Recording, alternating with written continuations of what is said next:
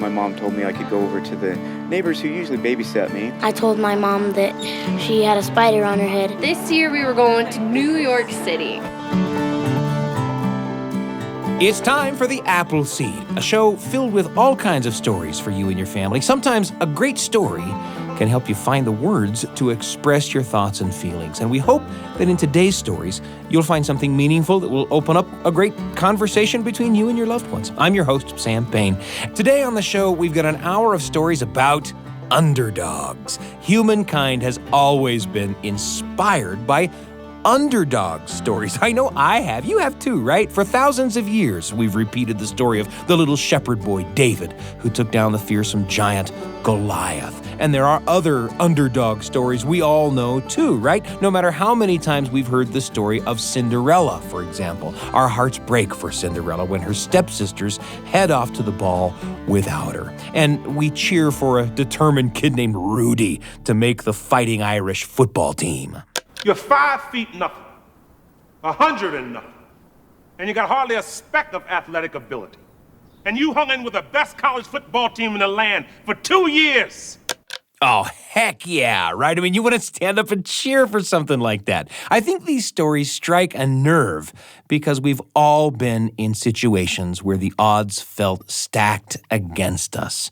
And when we root for an underdog in a story, we're really rooting for ourselves to overcome our own trials and troubles and challenges. So as you listen today, we hope that these stories will spark memories that you can share with the people you love about a time when you felt like the underdog, but you emerged victorious. I mean, who knows? Maybe a loved one needs to hear about your courage and perseverance to help them through a tough time.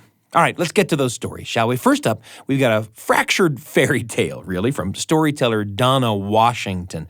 Now, you know the story of the 3 little pigs, right? Now, this story takes us a few generations down the line from those original pigs. It's got a little bit of everything. A contest between 3 brothers, an underdog to cheer for, and, well, it's also got this. He said, who are you? What are you doing? He said, we are the very first pig opera company. Yeah, it's got that. And I'll tell you, when Donna Washington stepped into the Appleseed recording studio to record that story before our live audience, none of us saw the first pig opera company coming. Fractured fairy tales can be a real ball, and that's coming up in just a moment. And after that, we're excited to play for you the first episode in a new multi-part series we're cooking up in our secret lab. It's called Quentin Manning, Detective for Justice. And today, again, just the first episode for you. The next episode we'll bring you in next week's episode of The Appleseed. The story is all about a 6th grader named, you guessed it, Quentin Manning, and his obsession with the detective at the center of his favorite series of detective novels makes him something of an outcast, an underdog at Marlowe Middle School. But that doesn't stop him from seeking justice for his fellow students as the middle school's unofficial private detective. And in today's episode, some dastardly fiend has been letting the air out of all the bike tires at Marlowe Middle School. Luckily, Quentin Manning is on the case. We'll catch them. We will? Yes, we're detectives now. Oh, right. This is a mystery. The case of the Flattened Tires. Ha-ha! Like I said, it's the beginning of a multi-part mystery, and you won't want to miss it. The author of this series is none other than Bill Harley, the Grammy-winning storyteller and author and musician who is a longtime friend of the Appleseed. So today, we'll also bring you a conversation we had with Bill about the creation of the Quentin Manning series. So lots of great stuff today. Let's dive right in with Donna Washington. She's got a delightful fractured fairy tale to share with us, along with our terrific audience in the Appleseed Performance Studio. Let's head on in.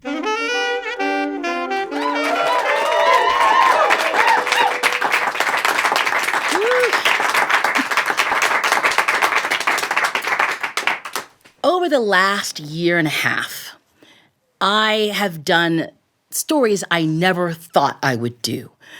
We've been on Zoom, and I've been close up with cameras, and because of that, I've created stories that it wouldn't have occurred to me if I was, on a stage far away from people.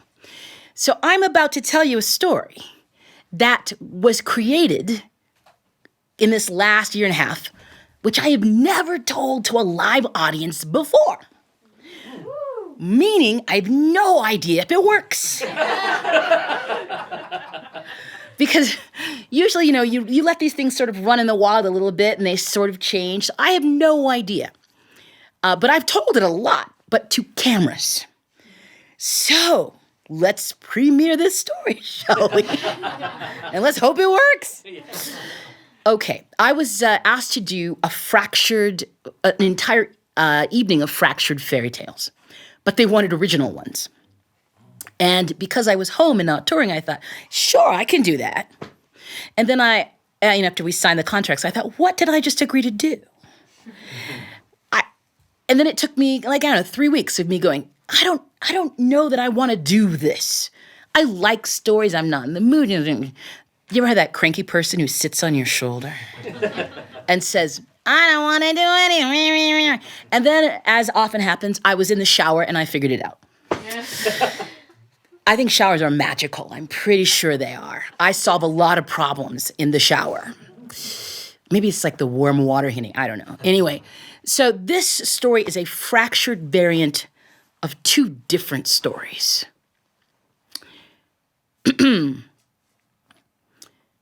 I know that most of you have heard the story of the three little pigs. I'm not going to go over it. I'm sure you know. But what you might not know is that the third little pig who built her house of bricks eventually got married and had piglets and had to give the house to one of the piglets. And that piglet grew up in that brick house and got married. And that grandson got the house, one of them, and then it passed to the great-grandson until we came to the great-great-grandchildren of the pig who built the house of bricks. That's where we are. And there were three of them.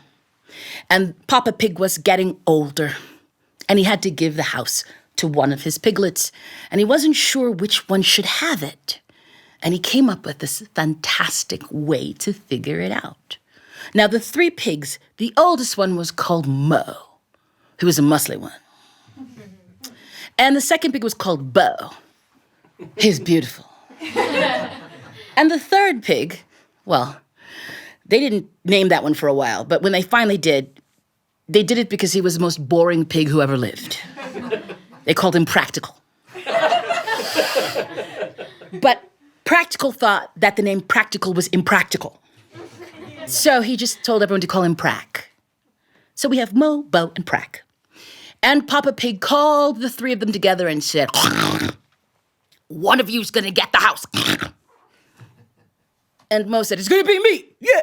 See, because Mo, he was fun. The muscly one liked to wrestle around all of his friends. They were always having a good time. They were always playing. People wanted to be with Mo. He was the life of the party. Yeah, give it to me. I deserve the house. Yeah, we have a party every night. And his friends were going, yeah. They were like the hype man. Yeah, come. And then there was Bo. Bo was an influencer before such things were real. Bo had this beautiful black mane. And Bo had beautiful tusks that were intricately carved. And everybody wanted to be where Bo was because Bo always looked so good. And Bo said, no, I should have the house. It will be wonderful. Can you just imagine the design? No one asked Prack what he thought. No. Prack is the kind of person you go to a party and he wants to talk to you about math. So Papa Pig said, all right, this is how we're going to figure it out. Whoever can fill up this house can have it. And he gave each of the pigs 10 halfpennies, or hay pennies, because that's what the animals use, hay pennies. Sorry, it's just what it is. And he said, whatever you can get with this to fill up the house. Well, Mo went first. He knew exactly what he was going to get. He, the muscly one, because he's the oldest, with all of his really buff and beautiful friends, they went to the feed store. And he slapped his 10 hay pennies down on the counter and he said, "I need straw, straw." And the guy said, "We don't have any straw." He took his hay pennies, left his friends. "I'm going to take care of this." And off Mo set off down the way looking for someone to sell him straw. Well, it just so happened he met the great-great-grandson of the dude who sold his great-great-uncle the straw for the house in the first story. And he slapped his 10 hay pennies down for that guy. Now, that guy had a hay. He was still selling it. And he said, "How much hay can I get for 10 hay pennies?" And he said, "Wow, a lot." And so he said, "Deliver it outside my house." And he knew exactly where that was because, he was in the other story. So they brought all the hay. And Mo and all of his muscly friends they brought pitchforks, they were shoveling that hay into the house. Fill the house, fill the house, fill it up fine. Fill the house, and it'll be mine. I hope you got that because y'all have to sing it with me now. I'll help you again. Fill the house, fill it up fine. Fill the house, and it'll be mine. Well, if Papa Pig had been there when they got all that hay in there, I'm sure Mo would have won the house. But Papa Pig apparently is a very busy pig. He was out doing something. By the time he got home, the hay had settled, and there was a good foot between the top of the roof at the highest point and the top of that hay. Oh! Mo was devastated. Papa Pig was a little concerned because now the house was full of hay. But Prack was there. Prack used that hay to do all sorts of things. Why, he stuffed mattresses, and he made hats and mats and shoes, and lawn furniture. He made all these various things, and then he sold all of it, and he made way more than 10 hay pennies, I gotta tell you. He gave Papa Pig back his 10 hay pennies, and Papa Pig didn't ask him what he did with the rest of the money because at least they got all the hay out of the house. Well, now it was Beau's turn. Beau said, "I know exactly what to do." He took his 10 hay pennies down to Stephanie's, which is the animal equivalent of Michael's. And he slapped his 10 hay pennies down on the counter. There was a beautiful peacock behind the counter, and she said, "What do you want to do with that?" He said, "I need feathers. Feathers." Now, peacocks make a great noise. And she had to do that because she didn't have enough feathers to cover 10 hay pennies. Peacock calls can be heard for about 5 miles. Peacocks from all over gathered. "What do you need? Feathers!" Her name was Stephanie, the one who was calling. The peacocks scattered throughout the whole area and brought feathers, piles and piles and piles of feathers. And then Mo and his influencer shoveled them into that brick house. Do you guys remember the little song? Mm-hmm. Fill it up fine. Fill the house, and it'll be mine. One more time. Fill the house, fill it up fine. Fill the house, and it'll be mine. And they got all those feathers in the house. And if Papa Pig had been there at that moment, surely Beau would have won the challenge. But he was busy doing Papa Pig things. And by the time he got home, the feathers had settled, and there was half a foot between the top of the house and the feathers. And of course, they had a house full of feathers, and Beau was devastated. And Prack rolled up his piggy sleeves and proceeded to make all sorts of beautiful clothing and hats. And I'm told he made a peacock gown for Lady Ba that she wore on stage. And she paid an undisclosed amount of halfpennies for it. At the end of it all, when all the feathers are taken care of, he gave Papa Pig his 10 halfpennies back. He kept the residual, and now it was his turn to try to fill the house. And nobody thought he could do it. I mean, honestly, Mo was muscly, and he had this great idea. And Bo was beautiful. He could make anybody do anything. He couldn't do it. What was Pratt gonna do? Get in the middle of the house and yell numbers at people? So Pratt took his 10 halfpennies, and he went looking for the perfect thing to fill the house. Off he went and walked until he bumped into the weirdest thing he'd ever seen. There were 30 pigs hanging out in a meadow. They were going, me, me, me, me, me. He got a little closer. He said, excuse me. And this amazing pig in a big white wig said, yes. He said, who are you? What are you doing? He said, we are the very first pig opera company. And we have been practicing our opera for weeks. But we can't find anywhere to play. Pratt said, I think I know where you could play. He gave the man 10 halfpennies. The man said, 10 halfpennies? Yes. Where do you want us? He gave him the address. I'll see you this evening. And then he went and invited all of his neighbors to come to the pig opera. Now, nobody had any idea what a pig opera was, but it was different, and they thought, well, why not? So all the people came, and then the opera company arrived. They sat up. Now, they were wearing every kind of costume you could think of. Some of them were in medieval dress. Some of them were in business suits. Some of them were wearing lederhosen. I mean, it was amazing. It was everything you could imagine. And they all warmed up. Well, it turns out that the way the pig opera works is that everybody sings their favorite song at the same time, as loud as possible, continuously. And they were so excited, the audience was allowed to sing as well. I mean, it got really loud and rambunctious off in there. People jumping up and singing. Now, Papa Pig, like I said, he was out, he came in, and the opera company was in full swing. And now I would like for us to recreate the pig opera here and now. Are you ready? I hope you've all picked a song. It does not matter which key you use. Here we go. 1, 2, 3. On top of spaghetti,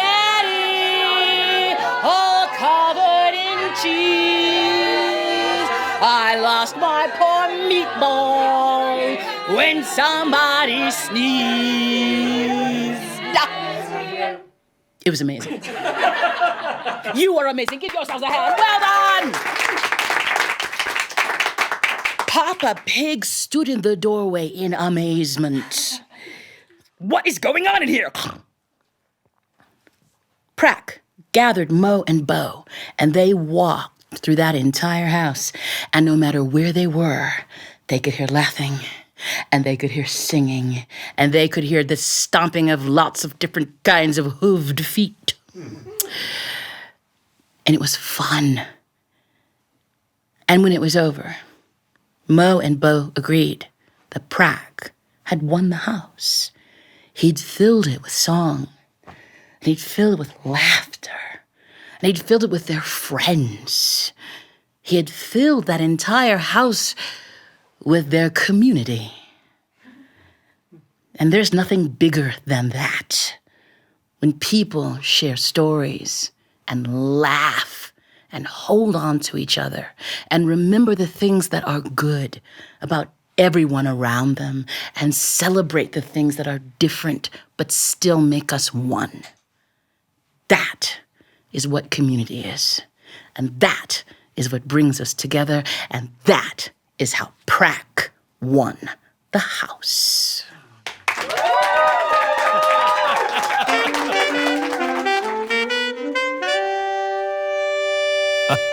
Donna Washington, with a fractured fairy tale about 3 little pigs. Just like Pratt filled the house with fun and laughter, We hope that story brought some joy into your home. And in just a moment, a little talk back with friends about that story, followed by the first episode of a new multi-part series, Quentin Manning, Detective for Justice. You won't want to miss a word. I'm Sam Payne.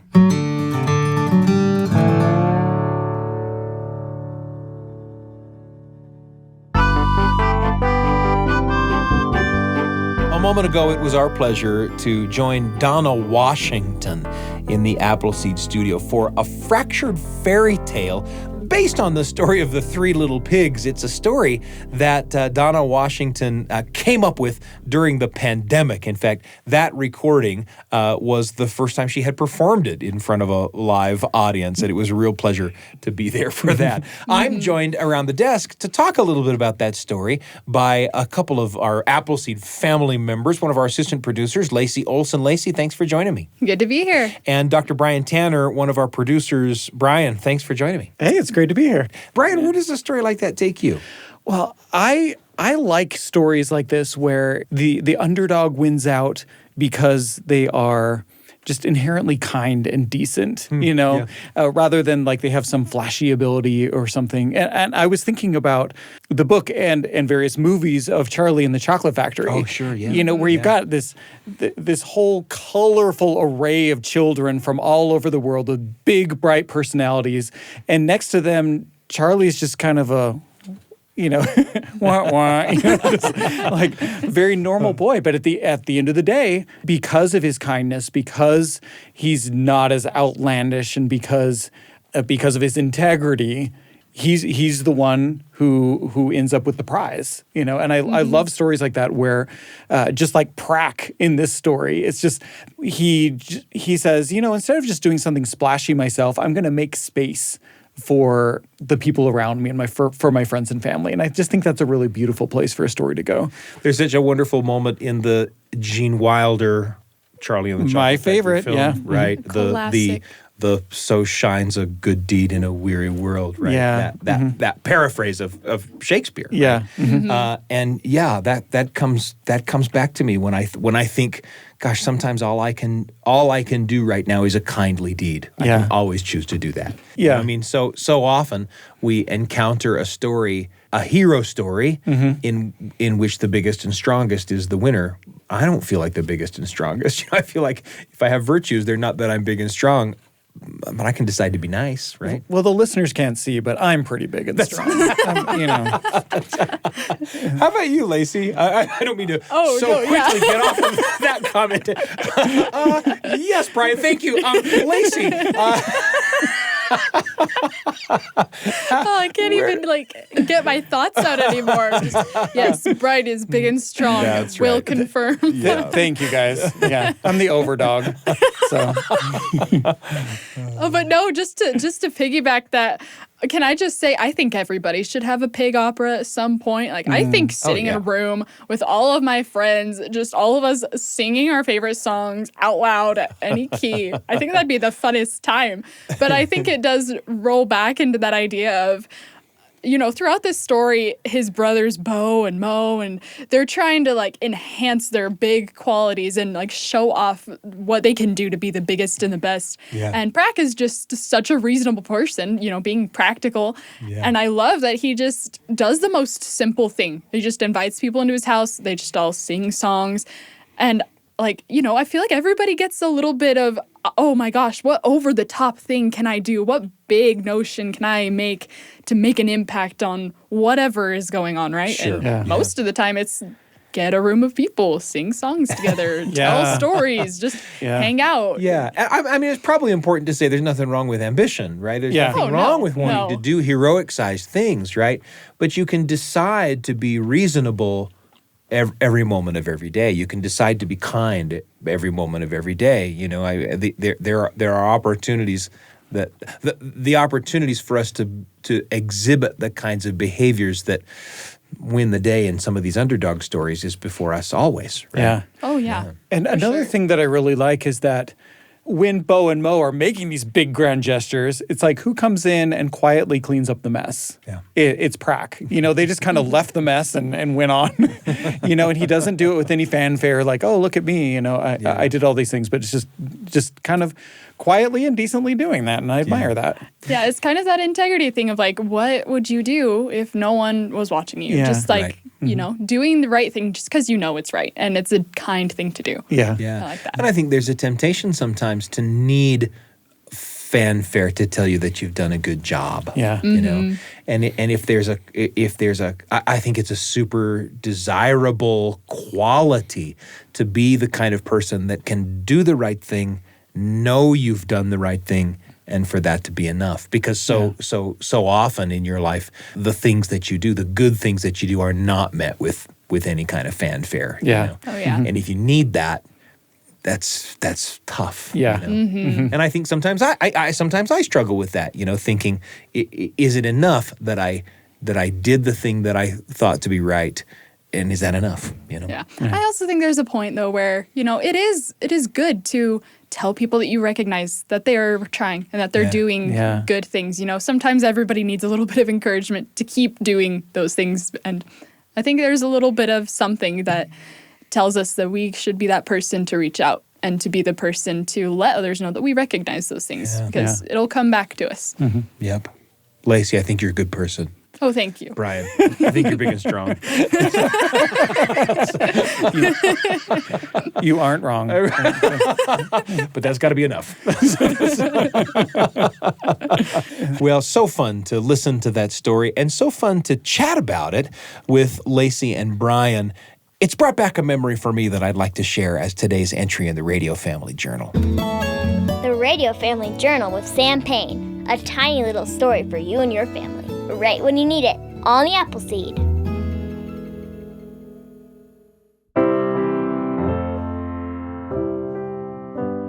This is just a tiny little story. It's the story of a trip. Sometimes when I'm out on the road telling stories and the destination is a cool place, some of my family will go with me. You know how it is, a work vacation. And so it was that we were traveling in Appalachia, mostly Tennessee, but also North Carolina, too. A lot of miles on the car we had rented at the airport. And that car took us to the gigs where we told stories and sang songs and watched fireflies every night for a week.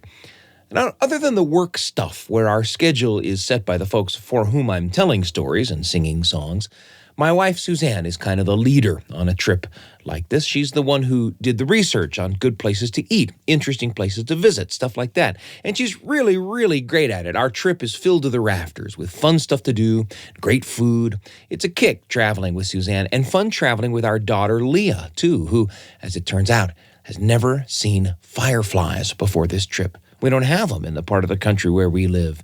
And it's her, Leah, driving the nightly necessity of making time in whatever else we're doing and finding a field where we can watch fireflies. And it really is incredible. Anyway, as you might imagine, on a road trip like that, the car was getting pretty full of snacks. Next to Leah's seat in the back of the car, there's a big bag of pretzels and some tortilla chips, a plastic container full of veggie sticks, a thing full of hummus. There's a bag of popcorn back there, too. There's even an enormous donut in wax paper from Troyer's, the incredible donut and pretzel place just outside of Jonesboro, Tennessee. We stopped for those donuts on the last day of our trip on our way back to the airport, and well, those things just look and smell so darn good that we bought one more than we could eat, as it turns out. So premium treats, for sure, are all back there. And of course, one of the things we have to do at the end of the trip is return the car to the rental place, and we're in a little bit of a hurry. Seems like the last things in a trip like that always take just a little bit longer than you think they will. And in the rough and tumble of getting back to the airport in time, the only thing that's worrying us, actually, when we stop to gas up the car before returning it, is all those snacks. We're kind of kicking ourselves for letting that get away from us over the course of the trip. And we don't want to throw stuff away. We don't want to just waste stuff. But then sitting at the gas station, even as we're trying to figure out what to do, we see our daughter, Leah, approach the only other person getting gas at that gas station at that moment. Leah waves to get her attention and says, "Excuse me, this may be a little weird, but might you guys want some snacks?" We got to get to the airport, and we've been on a trip, and we have all these extra snacks, pretzels and tortilla chips and popcorn and veggies and hummus and stuff. Is that too weird? And the woman with whom Leo was talking turned to her car and said to her kids, what do you say, guys? Do we want some snacks? And the kids said, yeah! And everybody smiled. And it took us about 15 seconds to make the snack handoff, and off we went. I don't know if that particular solution would have occurred to Suzanne or to me. Seems like there are too many barriers. We'd wonder if the person would think us condescending to make an offer of secondhand snacks. We'd allow ourselves to imagine that taking a bunch of snacks from strangers is something a reasonable person would avoid, and we wouldn't offer. We'd think all sorts of things that would talk us right out of doing what Leah did. But Leah, she just did it, and it worked out great. Problem solved. Everyone at the gas station went home happy, and off we went to the airport. Well, it wasn't my wife and it wasn't me that came up with the solution. It was our daughter. In some ways, some would say, the least of us. I mean, to be clear, we don't think her as the least of us. We know her well enough to know better, but some might. The world is filled with stories of the least of us, figuring out the solution to the problem, no matter how small. And for sure, how to effectively manage the disposition of too many snacks is a pretty small problem in the vast world of problems. I get that. But one thing's for sure, we all feel least sometimes, don't we? It's the way of things.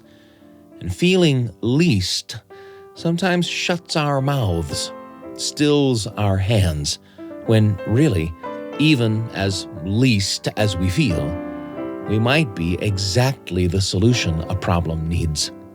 Good thing there are enough stories, if we keep track of them, of the least of us figuring it out. This one is just a tiny one, but I'm going to keep it in my pocket for when I need it. Chances are that'll be soon and often. The Radio Family Journal with Sam Payne. A tiny little story for you and your family. Right when you need it, on the Appleseed. Thanks for joining me for that entry in the Radio Family Journal. It has been such a pleasure to chat about Donna Washington's fractured fairy tale about three pigs with Lacey Olson and Brian Tanner. Guys, thanks for joining me. Thank you. Yeah, thanks. Lots more coming up on the Appleseed.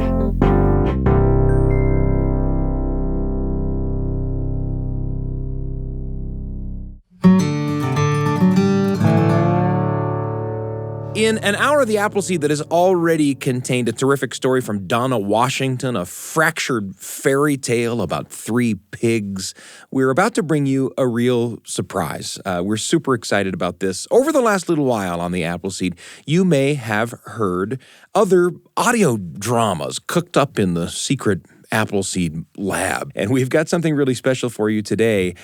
It's Quentin Manning, Detective for Justice, the first part in a series of mysteries with Quentin Manning at the center of it. They're written by the wonderful storyteller Bill Harley. And Bill joins us from his home to talk just a little bit about what's to come on Quentin Manning. Bill, it's great to have you with us. It's great to be here. I'm so happy that we're finally here where people get to hear what we've been working on. Tell us a little bit about Quentin Manning. I love where this guy comes from. Yeah, so, well, the thumbnail sketch is Quentin is in middle school. Yeah.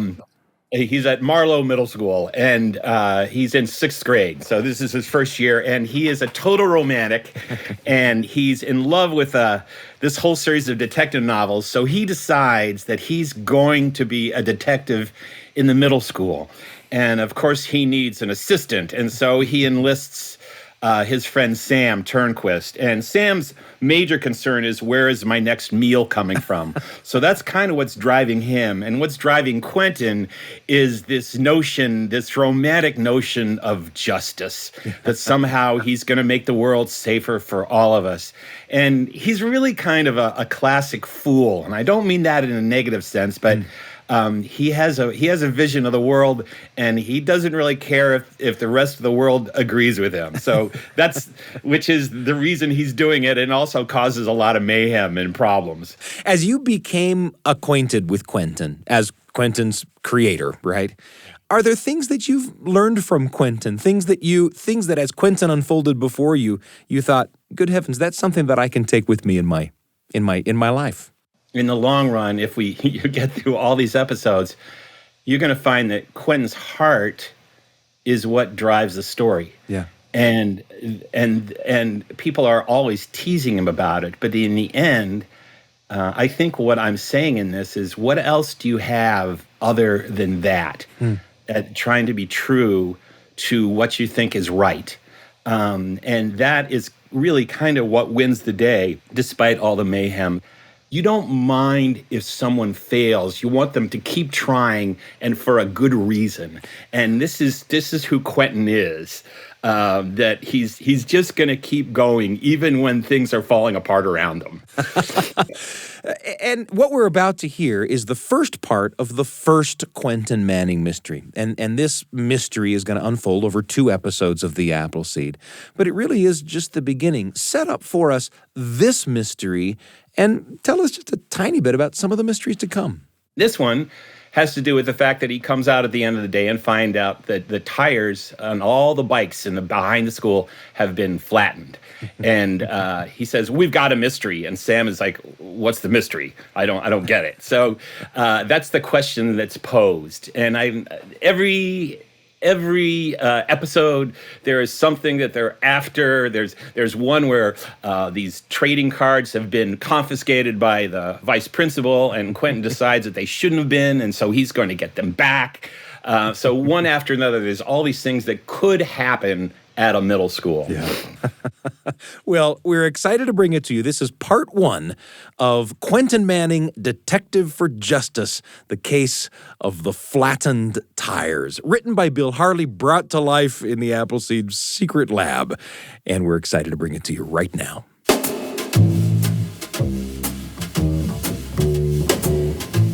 The name is Manning, Quentin Manning. I'm in 6th grade at Marlowe Middle School. You're about to hear an important moment in the annals of crime detection. It's when I accepted my calling. I owe it all to Deke Benchley and his creator, Rip Sturgeon. Of course, I won't spoil the mystery, only to say that Deke Benchley shows his prowess in discovering the plans of the evil house renovator. Quentin. Many consider the case of the cursed candelabra the finest of the Deke Benchley series. Quentin, thank you. One wonders how important this book is in showing Benchley's commitment to justice and protecting the earth and all its creatures. But structurally, and for all it shows us... Quentin? Yes? Jimmy! Timmy! Class! Enough! I think we've all heard enough. Thank you, Mrs. Turbot. Just a few conclusions. I meant you, Quentin. That's all for today. We'll finish the book reports tomorrow. Hey, Quentin. Deke Benchley's a loser. Yeah, a bozo. Actually, Jimmy and Timmy, many consider him a genius. Right, a genius. Like you. Like you. A genius. Quentin Manning, detective for dummies. Yeah, for dummies. Quentin, don't argue with the Burmick twins. You can never win. My best friend and confidant, Sam Turnquist. You're right, Sam. They've been like this since kindergarten. Let's go to lunch. They're serving tater tots. Quentin? Yes, Mrs. Turbot? Do you think you might do your next book report on something other than the Deke Benchley series? Why would I do that? Just to expand your horizons a little. Quentin, they only make so many tater tots each day. But these are the best books in print about the best detective written by the best author, Rip Sturgeon. Look how many books he's written. Quentin, it's not clear to me that Rip Sturgeon is really the author. What do you mean? Of course he is. He's written all of the Deke Benchley books. I know it says that, but sometimes with a series, there are a number of writers who work on the books. Rip Sturgeon might just be a pen name for... That may be for other series, but not this one. Rip Sturgeon is highly respected. It says so on the back of the book. Look. It might be interesting to do a little research on... I have written to Mr. Sturgeon many times. I'm quite sure Quentin, that... the tater tots are waiting for me. I just think... Never mind. Thanks for your interest, Mrs. Turbot. Yeah, tater tot time. I ignored Mrs. Turbot's well-meant objections, but the Burmick's suggestion that I was some kind of detective reverberated in my head. I couldn't get my mind off it. Maybe I was some kind of detective. Maybe a detective was just what Marlowe Middle School needed. A detective for justice. Tater tots. Sam, I've been thinking. Not unusual for you.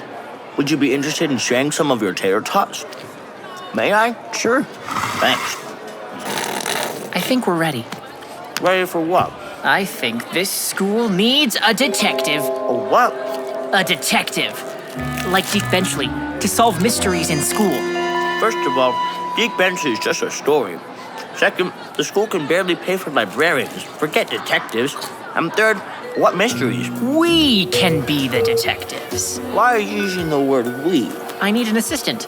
Every great detective has an assistant who offers abetment. Abetment? He gives him bedment? Abetment. It means help. Well, that's a ridiculous word. My grandmother says never use a big word when a little word will do. What's your grandmother got to do with this? She's a famous writer. Really? Well, as soon as her memoir is published, she will be. It's already 3,000 pages long. My favorite part is where she encounters a giant squid. I've read all 46 Deke Benchley books and know everything about being a detective. But I need an assistant, like Deke Benchley's assistant, Frank. I think you would make an excellent assistant detective. Really? No one's ever told me I'd make a great assistant detective. What do I have to do? Just help me out. Do I get paid for it? Probably not. Detectives for justice don't worry about money. Although there are other types of rewards. Food? Well, at the end of the case of the Royal Robbers, book number 36, Deke Benchley was invited by the King of Batronia to a large banquet. Was Frank invited? Sam, you're asking trivial questions. Do you want to be my assistant or not? Okay, as long as you invite me to the banquet. There isn't one. But if there is one, you have to invite me. Then I'll be your assistant. Fine. I'll meet you at the bike rack after school. Wait a minute. I take the bus. If I miss it, I'll be late for my snack. And my grandmother makes great snacks. Sam, I need your help. We'll compare notes on the ride home. I don't have a bike. You can walk along beside me. I'll miss my snack. Okay, you can take the bus home after we compare notes. About what? To see if we found any mysteries. Keep your eyes open. But if I miss the bus, I won't get... I'll make sure you get on the bus. Okay, I'm in. Great. See you after school. Okay, Chief. Chief? You're the head detective, and I'm the assistant. I call you Chief. See you, Chief. Not a perfect choice for assistant, but I thought with a little training, Sam would fit the bill. Ah, where is he? I can't miss the bus. Quentin, finally. I have no notes. I found no mystery. I have to go. See ya. Wait, let's make a plan. Well, my plan is to get on the bus and go home in time for a snack. All right. I didn't find a mystery either. Hey, wait. Look at this. My tires are flat. Yeah, I noticed that. In fact, all the tires are flat. How did you get to school on a flat tire? It was full this morning. Sam, we've got our first mystery. Really? What is it? Sam, look in front of you. Bikes with flat tires? Somebody flattened them. Who? That's what I mean. It's a mystery. We don't know who did it. I sure hope someone finds that creep. What a low-down dirty... Sam, we will find them. Them? I suspect Jimmy and Timmy Burmick. This is the kind of thing they might do. Really? Really. And we'll catch them. We will? Yes, we're detectives now. Oh, right.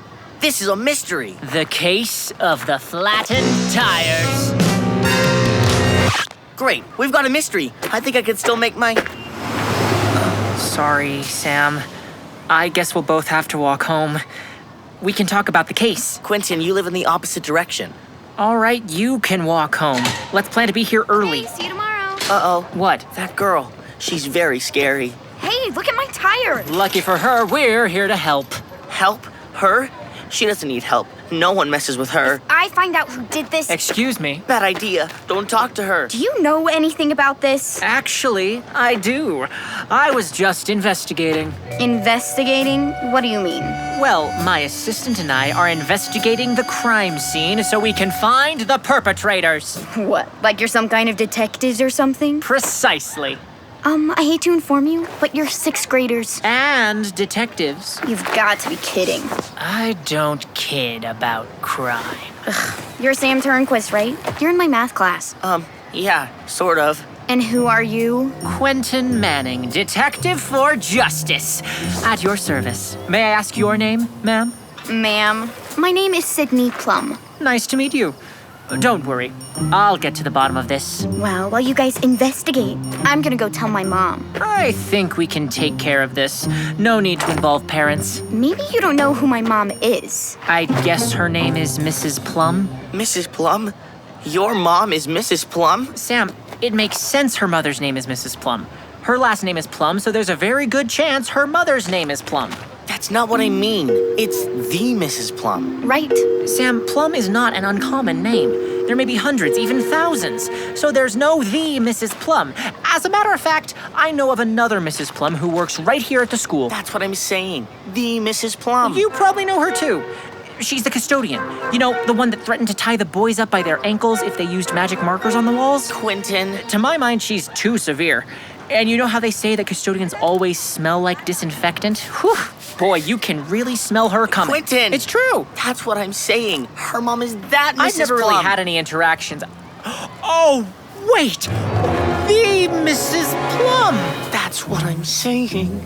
Oh, what a coincidence. Anything else to add about my mom?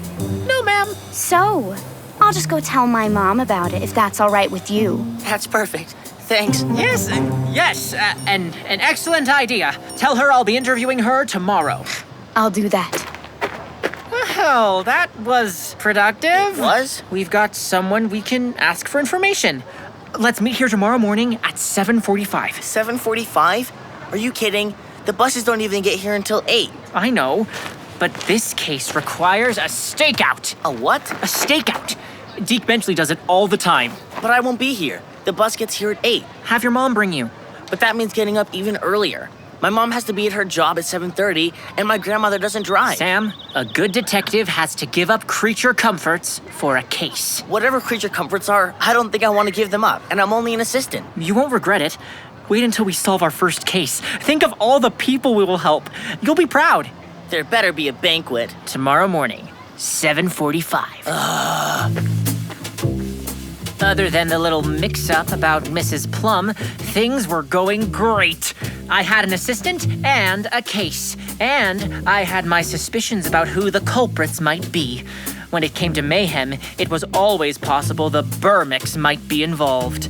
On my walk home, I decided to write to Rip Sturgeon, telling him about my detective agency and the new case. To Rip Sturgeon, care of Broadswipe Books, New York City.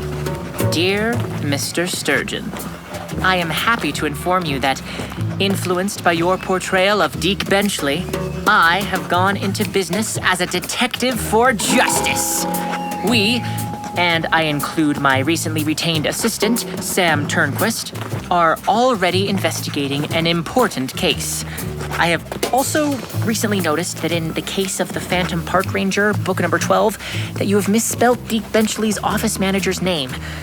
The word marigold is spelled without an I in the first syllable. Was that an intentional or an editorial oversight? I eagerly await your reply.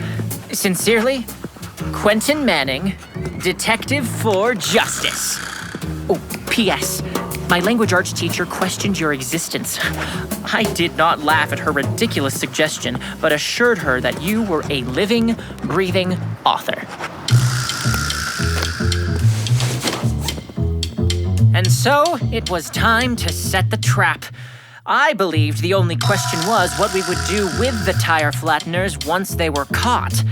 But my well-laid plans hit some unexpected complications. Until next time, This is your humble servant, Quentin Manning, Detective for Justice. Quentin Manning, Detective for Justice, in part 1 of the case of the Flattened Tires. And I've been listening to it, not only with you, but also with Bill Harley, who created Quentin Manning. The wonderful storyteller joins us from his home. Bill, Quentin Manning, part 1. Yeah, there it is. Yeah, it's always amazing because this is like, you have an idea in your head and most of them stay there, or they don't get out of the office, or they don't get out of the house. Debbie says, no, not that one. So I feel like this one has finally escaped somehow. It's great. I love listening to it. And I always say, like, everybody's good when it's easy to be. Mm-hmm. But the question is, we find out who someone is when things go wrong. And so time and time again, Quentin is put in this position when he has to make a choice between one thing or another.